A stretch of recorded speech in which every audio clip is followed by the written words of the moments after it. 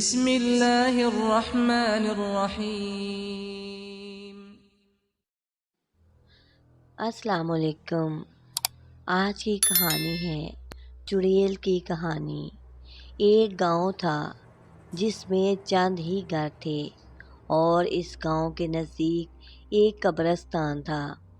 قبرستان کے نزدیک ایک مال فارم تھا۔ فارم کا مالک اکثر باہر رہتا۔ اس نے اپنا فارم ایک ملازم کو سونپا ہوا تھا۔ قبرستان سے تھوڑا آگے چند گھر بھی تھے۔ مال اتنا بڑا تھا کہ رات کو اس ملازم کو 12-1 بج جاتا تھا۔ ایک دن گاؤں میں فوتگی ہوئی۔ 70 سالہ بزرگ فوت ہو گیا۔ اس کے جنازے کے بعد اس کو دفنا دیا گیا۔ رات کے 12 بجے ملازم کام میں مصروف تھا۔ اسے قبرستان کی طرف سے کسی کو جاتے دیکھا۔ وہ تھوڑا پریشان ہوا۔ اس وقت کون ہو سکتا ہے؟ پھر سوچا شاید کوئی باہر گیا ہو، واپسی پر لیٹ ہو گئی ہوگی، اس وقت گھر جا رہا ہو۔ یہ سوچ کر اپنے کام میں لگ گیا۔ جب صبح ہوئی گاؤں میں بات چل رہی تھی کہ کل جو بزرگ وفات پا گیا، شام کو اس کی قبر پہ کوئی چھیڑ خانی کر گیا۔ مٹی ہٹی ہوئی تھی قبر سے۔ پھر سب نے یہ سوچا کہ شاید کوئی جنگلی جانور نے ایسا کیا ہو۔ فارم کے ملازم نے بھی یہ بات سنی۔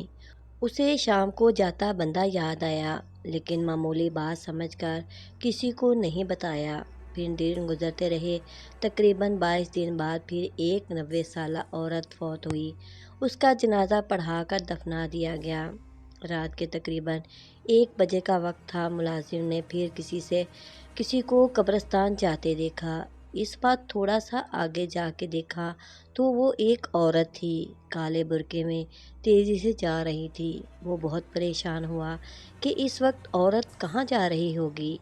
آگے مزید نہیں گیا کہ عورت غلط نہ سمجھ لے۔ واپس آ کر پھر سوچتے سوچتے نیند آ گئی۔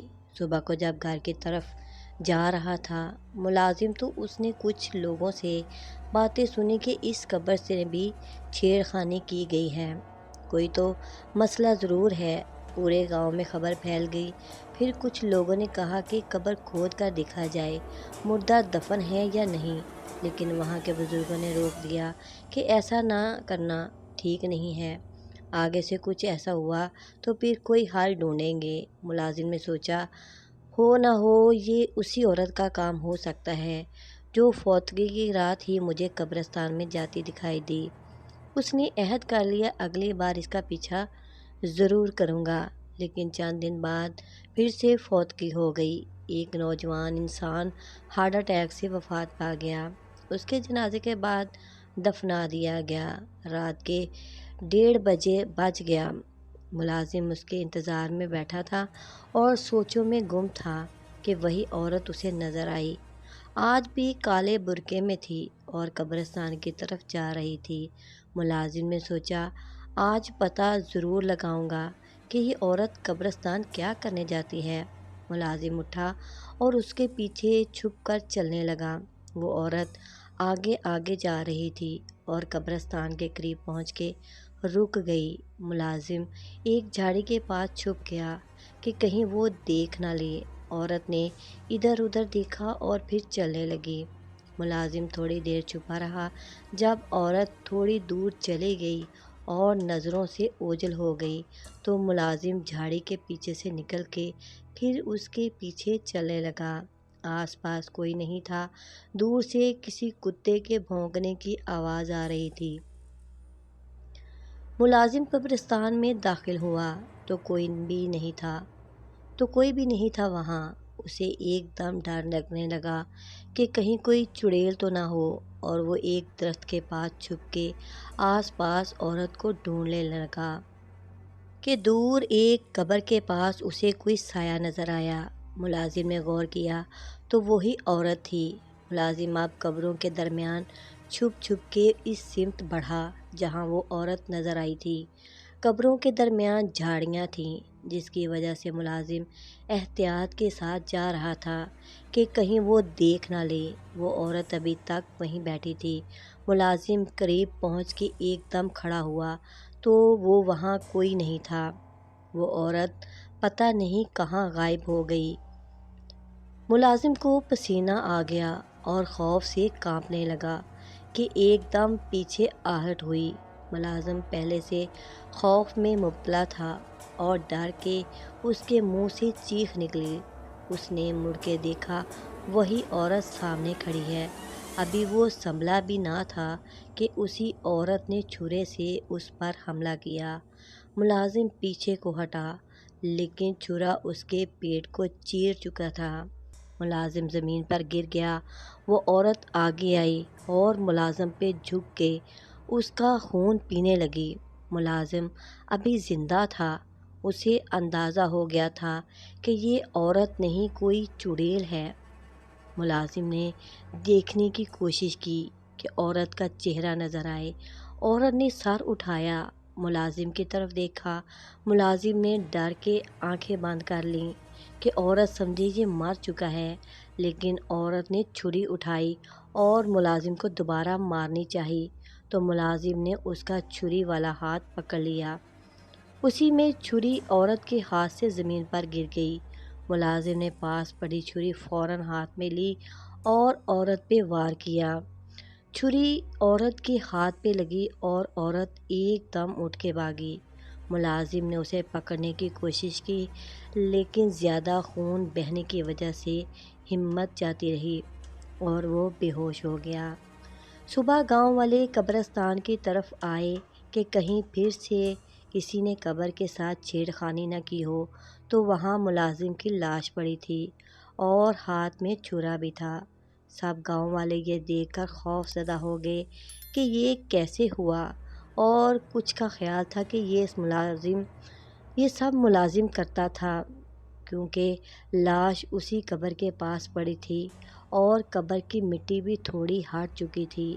اب پورے گاؤں میں چہم گوئیاں ہو رہی تھیں کہ فارم میں جو ملازم تھا وہ قبروں سے مردے نکال کے کھاتا تھا۔ پورے گاؤں میں خوف و ہراس پھیل گیا۔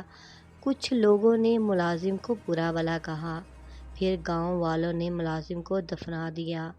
گاؤں کے کچھ جوانوں نے، جن کا ملازم کے ساتھ اٹھنا بیٹھنا تھا، یہی کہنا تھا کہ وہ ایک اچھا انسان تھا، ضرور اس کو بھی اس نے مارا ہے جو قبروں کے ساتھ چھیڑ خانی کرتا ہے۔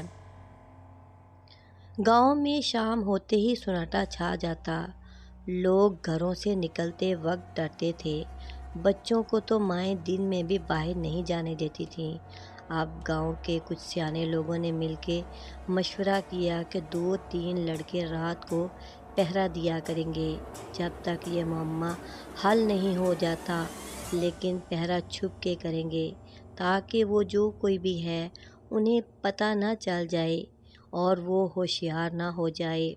اب روز شام کے بعد گاؤں کے لڑکے قبرستان میں پہرا دیتے، لیکن ایسی کوئی غیر معمولی چیز لوگوں نے نوٹ نہیں کی۔ اس طرح کئی ماہ گزر گئے۔ اب تو ان لوگوں کو بھی یقین ہونے لگا کہ یہ ملازم کا ہی کام تھا اور پہرا دینے والے بھی تھکنے لگے تھے۔ گاؤں کے بڑوں نے لڑکوں کو پہرا سے روک دیا۔ اب آہستہ آہستہ لوگ معمول پہ آ گئے۔ اس واقعہ کو کئی سال گزر چکے تھے۔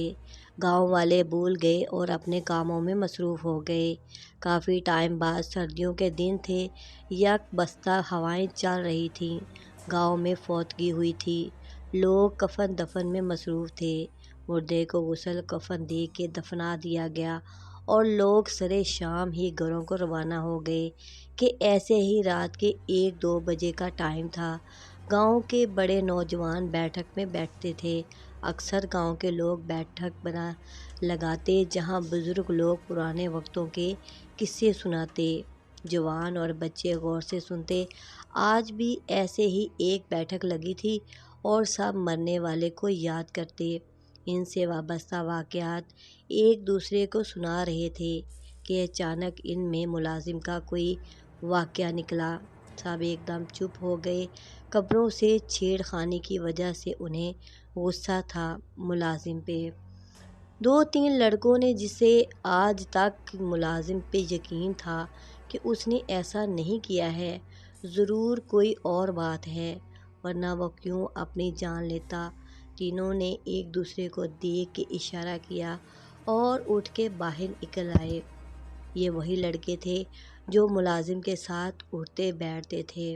باہر نکل کے تینوں قبرستان کی طرف چل دیے کہ دوست کی یاد آئی تو فاتحہ ہی پڑھ آئیں۔ ان کی قبروں پر فاتحہ پڑھ کے تینوں واپس مڑے تو ان کی نظر جو نئی قبر بنی تھی اس طرف کو رکی۔ وہاں جیسے کوئی قبر کے ساتھ بیٹھا ہو۔